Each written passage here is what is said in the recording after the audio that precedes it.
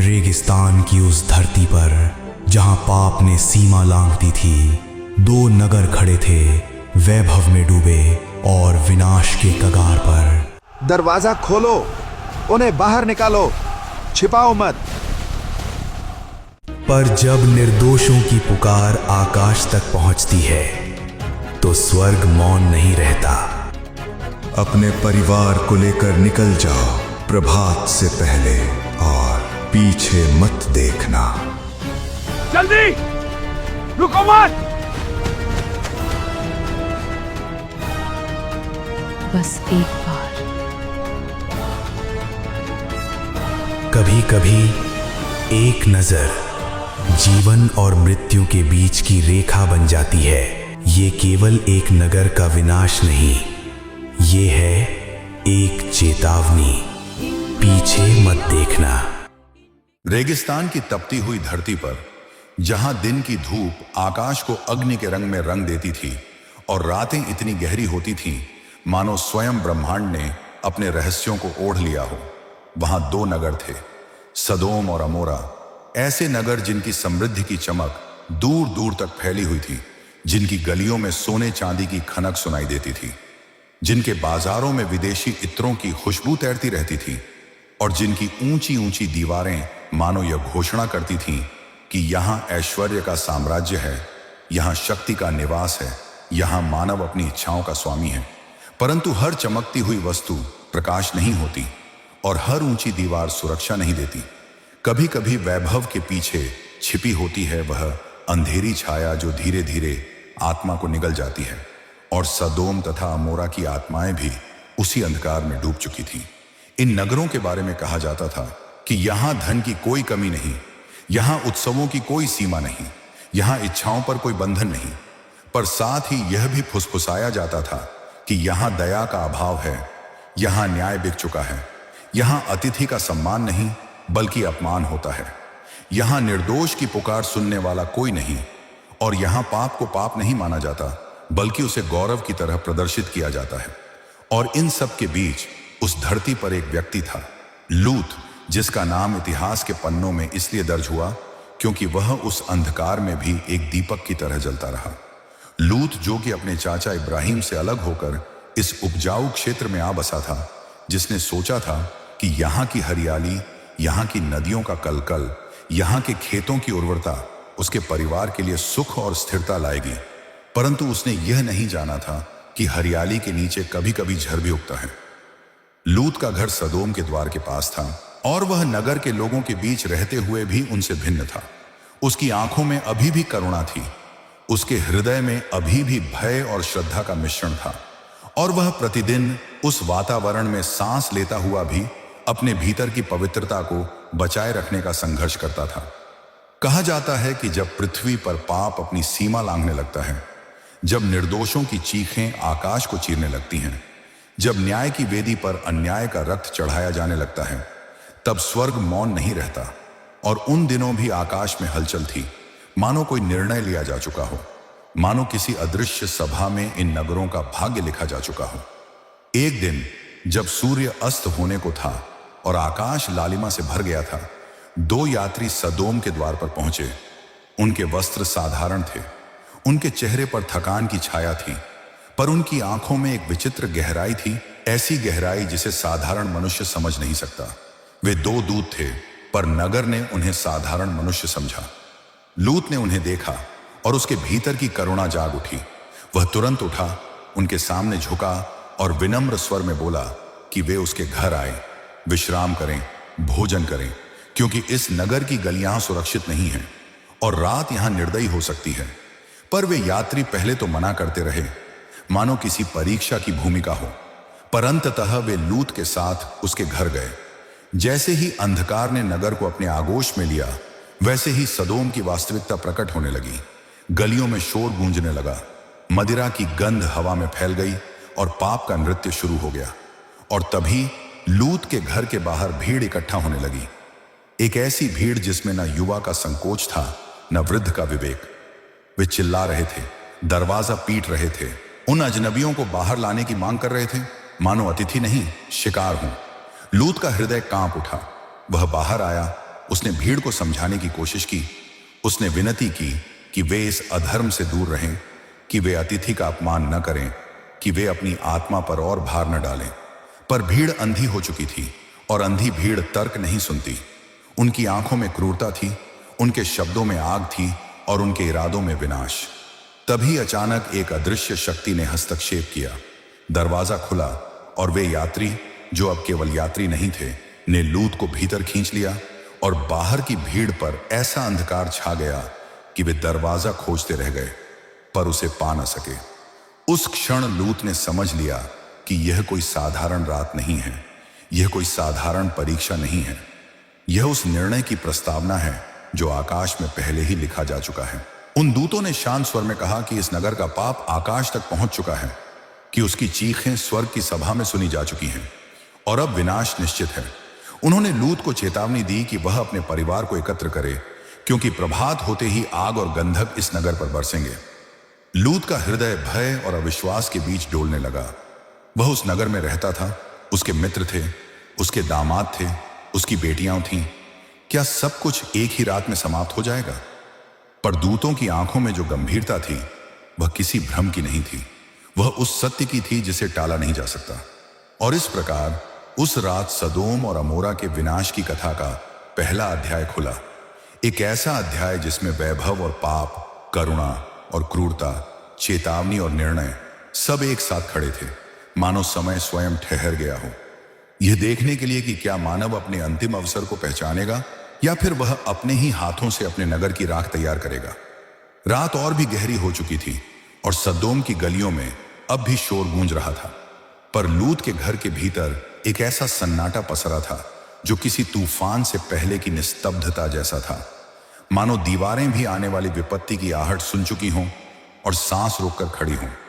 वे दो दूत, जिनकी उपस्थिति अब रहस्य नहीं बल्कि एक स्पष्ट संकेत बन चुकी थी, गंभीर स्वर में लूत से बोले कि समय बहुत कम है, कि यह नगर अब अपने ही पापों के भार तले दब चुका है, कि न्याय की घड़ी आ पहुंची है और अब विलंब का कोई अवसर नहीं। उन्होंने कहा कि वह अपने परिवार को तुरंत एकत्र करे, अपने पुत्रों को, अपनी पुत्रियों को, अपने दामादों को, जिसे भी वह इस नगर से निकाल सकता है, क्योंकि प्रभात की पहली किरण के साथ आग और गंधक आकाश से बरसेंगे और इस भूमि को राख में बदल देंगे। लूत का हृदय कांप उठा। वह वर्षों से इस नगर में रह रहा था। उसने इसकी दीवारों के भीतर अपने सपनों का घर बनाया था। उसने अपनी बेटियों का विवाह यहीं तय किया था। उसने मित्र बनाए थे और अब उसी नगर के विरुद्ध निर्णय सुनाया जा चुका था। उसके मन में प्रश्नों का सैलाब उमड़ पड़ा। क्या सचमुच सब कुछ समाप्त हो जाएगा? क्या कोई आशा नहीं? क्या कोई प्रायश्चित नहीं?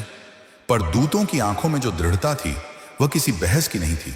वह उस निर्णय की थी जो स्वर्ग की सभा में पहले ही मुहरबंद हो चुका था। लूत ने समय नष्ट नहीं किया। वह अंधेरी गलियों से होकर अपने दामादों के घर पहुंचा।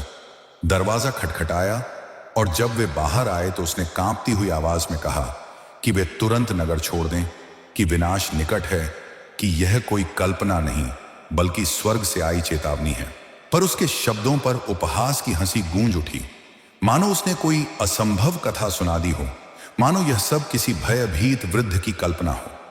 उसके दामादों ने उसे देखा, सिर हिलाया और भीतर लौट गए, जैसे कोई व्यक्ति स्वप्न सुनकर उसे भुला देता है। लूत के भीतर निराशा की लहर दौड़ गई, क्योंकि उसे समझ आ गया कि सत्य जब देर से बोला जाता है तो वह मजाक बन जाता है। वह लौट आया, भारी कदमों से, झुके हुए कंधों के साथ, और उसके चेहरे पर वह पीड़ा थी जो केवल वही समझ सकता है जिसने चेतावनी दी हो पर सुनी न गई हो। रात धीरे धीरे बीत रही थी और पूर्व दिशा में हल्की उजास की रेखा उभरने लगी थी। समय समाप्त हो रहा था।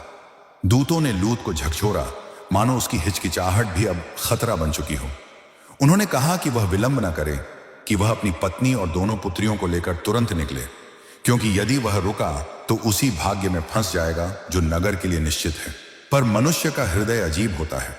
जब विनाश सामने खड़ा हो तब भी वह पीछे छूटती वस्तुओं के लिए व्याकुल होता है। घर, स्मृतियां, संपत्ति, संबंध, और लूत का मन भी उसी खिंचाव में उलझा हुआ था। तभी दूतों ने उसका हाथ पकड़ा, उसकी पत्नी का हाथ पकड़ा, उसकी पुत्रियों के हाथ थामे और उन्हें लगभग खींचते हुए नगर के बाहर ले आए। यह दृश्य विचित्र था, मानो स्वर्ग स्वयं उन्हें बचाने के लिए उतर आया हो और मानव अपनी ही जड़ता से बंधा खड़ा हो। नगर के बाहर पहुंचकर उन्होंने अंतिम आदेश दिया, भागो, पीछे मत देखो, इस समतल भूमि में कहीं मत ठहरो, पहाड़ों की ओर भागो ताकि बच सको। उनके स्वर में ऐसी कठोरता थी जो केवल दया के भीतर से जन्म लेती है, क्योंकि कभी कभी जीवन बचाने के लिए शब्दों को आदेश बनना पड़ता है। लूत ने कांपते हुए कहा कि वह पहाड़ों तक नहीं पहुंच पाएगा, कि कहीं बीच में ही कोई विपत्ति उसे पकड़ लेगी। उसने पास के एक छोटे नगर की ओर संकेत किया और विनती की कि उसे वहीं शरण लेने दी जाए। दूतों ने उसकी बात मान ली और कहा कि जब तक वह वहां न पहुंच जाए विनाश आरंभ नहीं होगा।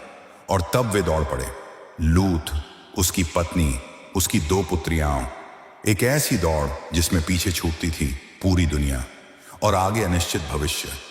उनके पैरों के नीचे धूल उड़ रही थी, उनके हृदयों में भय धड़क रहा था और आकाश धीरे धीरे अपने भीतर छिपी हुई अग्नि को प्रकट करने की तैयारी कर रहा था।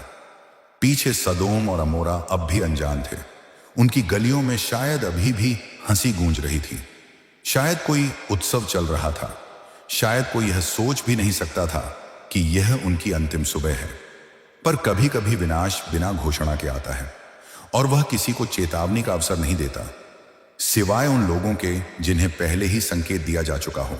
जैसे ही सूर्य की पहली किरण क्षितिज से झांकी, आकाश का रंग बदलने लगा। वह सामान्य भोर की कोमल रोशनी नहीं थी, बल्कि किसी अग्नि भट्ठी की लालिमा थी और हवा में एक अजीब सी गंध भरने लगी, गंधक की, धुएं की, निर्णय की। लूत ने अपने कदम और तेज कर दिए। उसकी पुत्रियां उसके साथ थीं, पर उसकी पत्नी के भीतर एक युद्ध चल रहा था। एक ओर भय, दूसरी ओर मोह।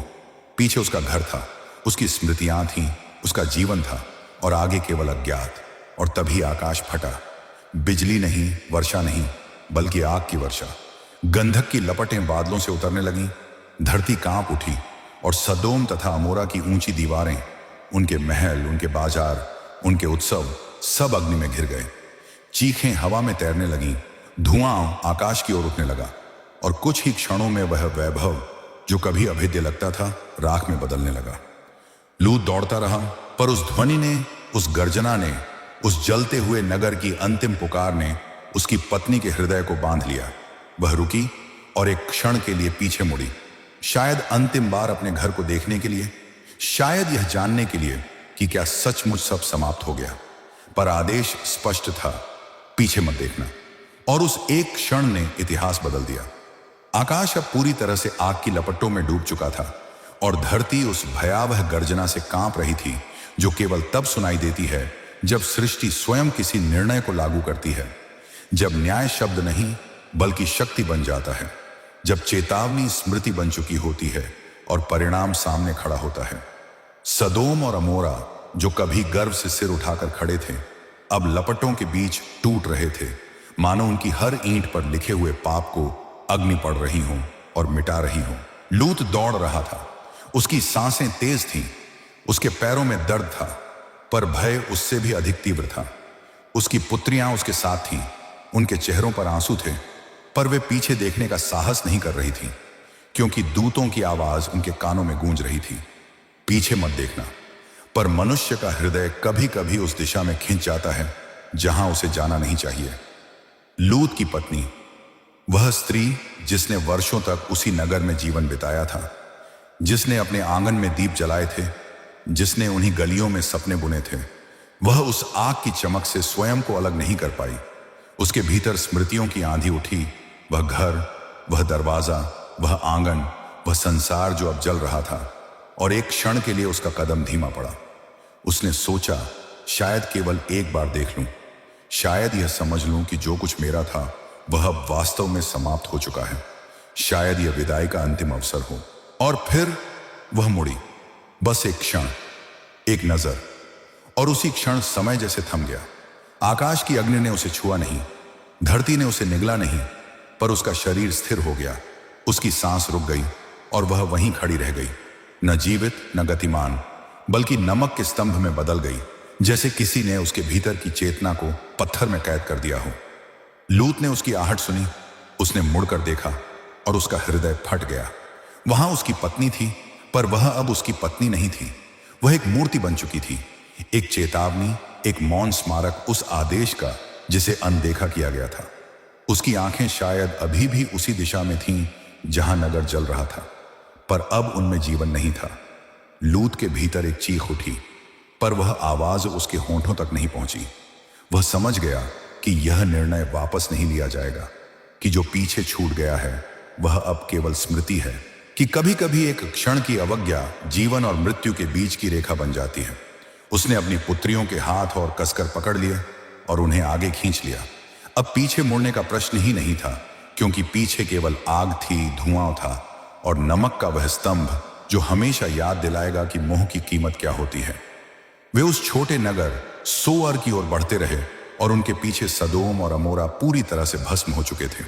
आकाश में धुएं का एक विशाल स्तंभ उठ रहा था, जैसे किसी भट्ठी से निकलता हुआ काला बादल, और दूर पहाड़ियों से यह दृश्य स्पष्ट दिखाई दे रहा था। उसी समय दूर कहीं इब्राहिम खड़ा था, वह व्यक्ति जिसने कभी इन नगरों के लिए प्रार्थना की थी, जिसने विनती की थी कि यदि वहां कुछ धर्मी लोग हों तो उन्हें बचा लिया जाए। उसने क्षितिज की ओर देखा, और जब उसने धुएं को उठते हुए देखा तो उसका हृदय भारी हो गया, क्योंकि उसे समझ आ गया कि न्याय ने अपना कार्य पूरा कर दिया है। पर उस राख के बीच एक परिवार बच निकला था, अधूरा, टूटा हुआ पर जीवित। सोअर पहुंचकर लूत ने शरण ली, पर उसका मन शांत नहीं था। वह जानता था कि उसका जीवन अब कभी पहले जैसा नहीं होगा, कि उसने जो खोया है वह केवल घर या नगर नहीं, बल्कि उसका अतीत है, उसकी संगिनी है, उसका वह संसार है जिसमें वह जीता था। उसकी पुत्रियां भी मौन थीं।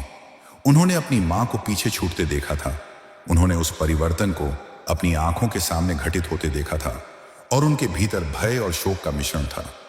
वे समझ नहीं पा रही थीं कि क्यों यह सब हुआ, क्यों उनका नगर राख बन गया, क्यों उनकी मां नमक का स्तंभ बन गई। और लूता, वह जानता था कि यह केवल आग की कहानी नहीं थी, यह चेतावनी की कहानी थी, यह चयन की कहानी थी, यह उस सीमा की कहानी थी जहां पाप और न्याय आमने सामने खड़े होते हैं। उस रात जब वे सुरक्षित थे पर अकेले थे, लूत ने आकाश की ओर देखा। वहां अब कोई लपट नहीं थी, केवल तारे थे, शांत, स्थिर, जैसे कुछ हुआ ही न हो। पर धरती पर इतिहास बदल चुका था। सदोम और अमोरा अब केवल नाम थे, एक उदाहरण, एक स्मृति, एक संदेश कि समृद्धि सुरक्षा नहीं है, शक्ति अभेद्य नहीं है, और जब चेतावनी दी जाए तो उसे अनसुना करने की कीमत बहुत भारी हो सकती है। और नमक का वह स्तंभ, वह वहां खड़ा रहा, समय के साथ घिसता हुआ, पर कथा में अमर, ये बताते हुए कि कभी कभी पीछे मुड़कर देखने की इच्छा भी विनाश का कारण बन सकती है। पर कहानी यहीं समाप्त नहीं होती, क्योंकि जब एक नगर राख में बदलता है तब केवल ईंटें नहीं जलती, संबंध भी जलते हैं, विश्वास भी हिलता है और भविष्य भी अनिश्चित हो जाता है। और लूत तथा उसकी पुत्रियों का भविष्य अभी लिखा जाना बाकी था। एक ऐसा भविष्य जो उस आग से भी अधिक जटिल और रहस्यमय होने वाला था, जिसने सदोम और अमोरा को निगल लिया था। सोअर की दीवारों के भीतर शरण तो मिल गई थी, पर शांति नहीं। लूत और उसकी पुत्रियां सुरक्षित तो थीं, पर उनके भीतर वह सन्नाटा गूंज रहा था जो किसी भयंकर विस्फोट के बाद बच जाता है, जब कानों में अभी भी गर्जना की प्रतिध्वनि तैरती रहती है और आंखों के सामने धुएं की परतें घूमती रहती हैं।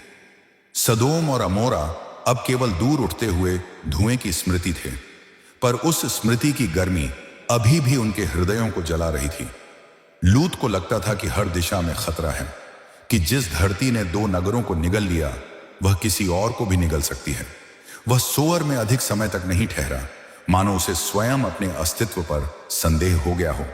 मानो उसे लगता हो कि यदि वह भीड़ के बीच रहा तो फिर वही मोह, वही भय, वही असुरक्षा उसे पकड़ लेगी। वह अपनी पुत्रियों को लेकर पहाड़ों की ओर चला गया, उन ऊंचाइयों की ओर जहां मनुष्य स्वयं को दुनिया से अलग समझ लेता है, जहां चट्टानों के बीच गुफाएं ही घर बन जाती हैं और मौन ही साथी। वहां उस गुफा में जीवन सरल था पर कठिन। न नगर की चहल पहल थी, न बाजार की आवाजें, न दीपों की रोशनी, केवल हवा की सनसनाहट, दूर कहीं पक्षियों की पुकार और रात में जलती छोटी सी आग की टिमटिमाहट।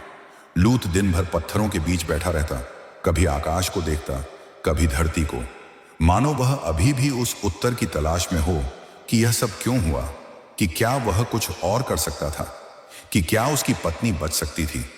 उसकी पुत्रियां अपने भीतर एक अलग ही भय पाल रही थी। उन्होंने अपनी आंखों से देखा था कि नगर कैसे राख में बदल गया। उन्होंने अपने दामादों को पीछे छूटते देखा था। उन्होंने अपनी मां को नमक में बदलते देखा था।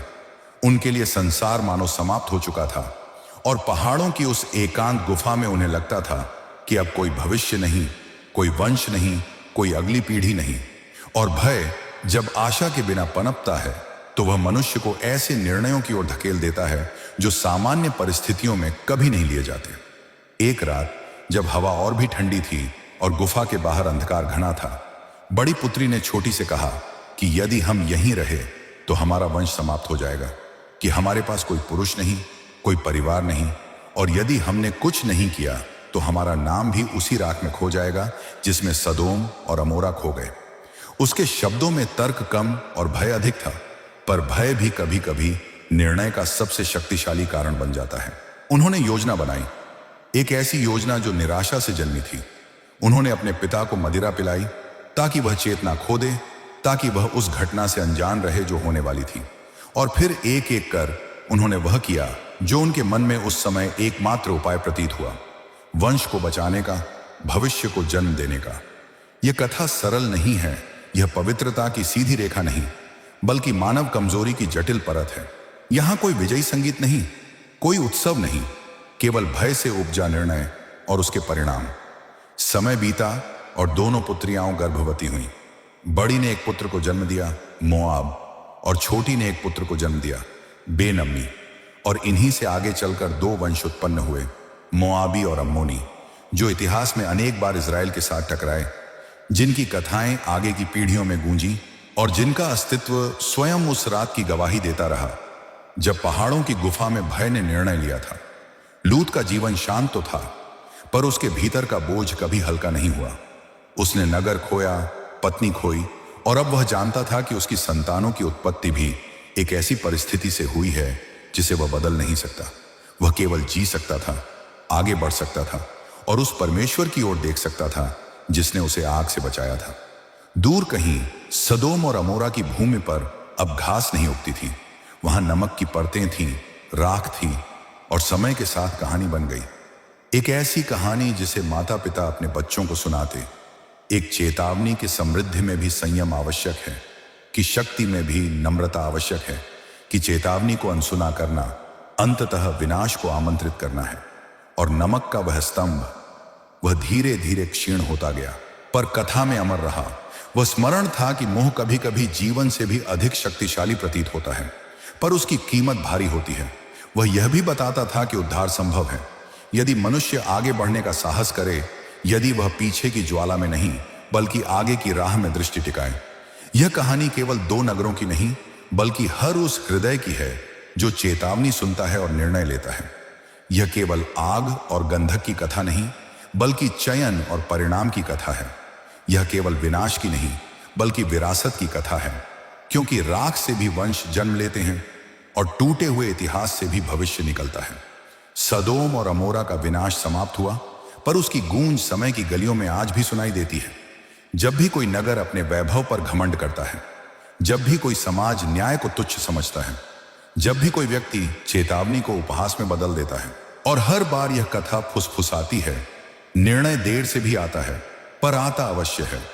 और इस प्रकार आग से शुरू हुई यह गाथा विरासत पर समाप्त होती है। एक ऐसी विरासत जो हमें याद दिलाती है कि मनुष्य की स्वतंत्रता महान है, पर उसका उत्तरदायित्व उससे भी महान। अगर आपको यह एपिसोड पसंद आया हो तो हमने एक विशेष मेंबरशिप प्लान लॉन्च किया है, जहां मैं 30 शक्तिशाली यीशु प्रार्थनाएं साझा करूंगा जो आपके जीवन में गहरा और सकारात्मक परिवर्तन ला सकती है। इस आध्यात्मिक यात्रा का हिस्सा बनने के लिए कृपया हमारे चैनल से जुड़ें।